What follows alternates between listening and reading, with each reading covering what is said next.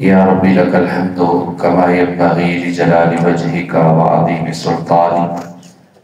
اللہم صلی علی محمد وعلی آل محمد قال اللہ تعالی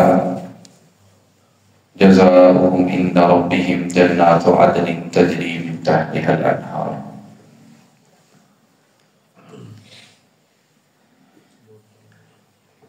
ہمارے نیک اعمال یا ہمارے برے اعمال یہ اس وقت تک ہمارے نامہ اعمال میں لکھتے جائیں گے جب تک ہم اس دنیا میں ہیں، لیکن رسول اللہ صلی اللہ علیہ وسلم نے 7 اعمال ایسے بتائے ہیں جب ایک انسان اس دنیا سے چلا جائے، قبر میں چلا جائے، اس کے بعد بھی اس کے نامہ اعمال کے اندر اللہ تعالیٰ نیکیوں کو لکھتے رہتے ہیں، اور یہ انسان کے لیے بہت بڑا ذخیرہ آخرت ہوگا۔ رسول اللہ صلی اللہ علیہ وسلم نے فرمایا بندے کے لیے اس کے موت کے بعد، قبر میں دفن ہو جانے کے بعد بھی 7 اعمال ایسے ہیں جو جاری رہتے ہیں۔ یعنی کہ ایک بندہ فوت ہو جائے گا، اگر اس نے ان 7 کاموں میں سے کوئی بھی کام کیا ہوگا تو اس کے مرنے کے بعد بھی اس کے نامہ اعمال کے اندر اللہ تعالیٰ نیکیوں کو لکھتے جائیں گے۔ اس میں سے ایک ہی ہے کسی کو علم نافع سکھا دینا، ایسا علم جس سے کسی دوسرے کو نفع ہوا ہو، فائدہ ہوا ہو،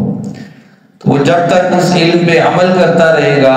تو اس کے نامہ اعمال کے اندر اللہ تعالیٰ نیکیاں لکھتے رہیں گے، وہ بے شک سکھانے والا اس دنیا سے چلا بھی جائے۔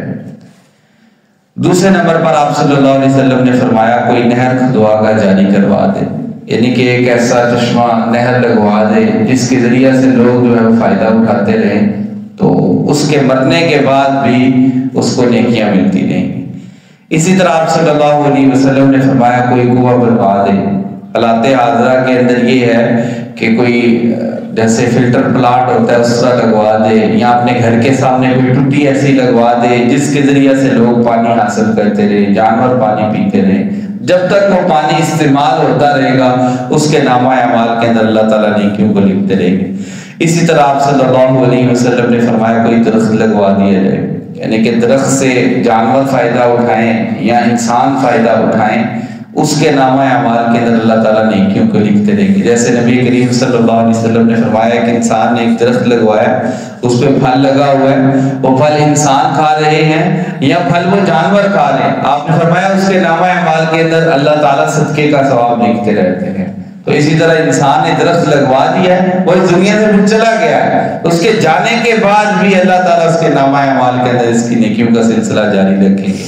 اسی طرح کوئی مسجد بنوا دے یا اس میں حصہ ڈال دے، یہ بھی اس کے لیے آخرت کا ایک جو ہے وہ خزانہ ہے اور صدقہ جاریہ کے اعمال میں سے ہے۔ اسی طرح آپ صلی اللہ علیہ وسلم نے فرمایا قرآن مجید کو میراث بنایا، یعنی کہ یا تو قرآن کسی دوسرے کو سکھایا یا قرآن کا مصحف لے کر کسی جگہ پہ رکھوا دیا، تو جب تک اس قرآن سے فیض حاصل کیا جائے گا، یا جس نے قرآن سکھایا ہے اگلا بندہ وہ پڑھتا رہا ہے، اس کے نامہ اعمال کے اندر اللہ تعالیٰ نیکیوں کو لکھتے جائیں گے۔ اسی طرح آپ صلی اللہ علیہ وسلم نے آخر پر فرمایا کہ اپنے پیچھے نیک اولاد چھوڑ جاؤ، ان کی ایسی تربیت کرو، ان کو نیک بناؤ جو ہمارے جانے کے بعد ہمارے لیے مغفرت کی دعا کرے۔ تو جب وہ اولاد دعا کرے گی تو اللہ رب العزت کی ذات اس کے والدین کے جو فوت ہوا ہے اس کے درجے کے اندر بھی اضافہ فرمائیں گے، اور اسی طرح اللہ رب العزت کی ذات اس کے نامہ اعمال کے اندر نیکیوں کو بھی لکھیں گے۔ یہ 7 اعمال آپ صلی اللہ علیہ وسلم نے فرمائے ہیں جو انسان کے جانے کے بعد بھی اس دنیا سے اس کے نامہ اعمال کے اندر نیکیوں کو لکھتے رہتے ہیں۔ تو ہمیں کوشش کرنی چاہیے کہ ہم ایسی برائیاں کوئی چھوڑ کر نہ جائیں کہ ہمارے جانے کے بعد ان کے گناہ ہمیں ملتے رہیں، بلکہ ہمیں ایسے نیک اعمال چھوڑ کے جانے چاہیے جب ہم من و مٹی کے نیچے بھی چلے جائیں تو اللہ تعالیٰ اتنی رحمت ہم پہ فرمائے کہ ہمارے نامہ اعمال کے اندر اللہ کی طرف سے نیکیاں لکھتی جائیں۔ ظاہری بات ہے جب تک قیامت بھی نہیں آئے گی اور وہ عمل جاری رہے گا ہمارے لیے وہ جو ہے وہ نجات کا ذریعہ بنتا جائے گا۔ اسے ان 7 اعمال میں سے درخت لگوا دیں،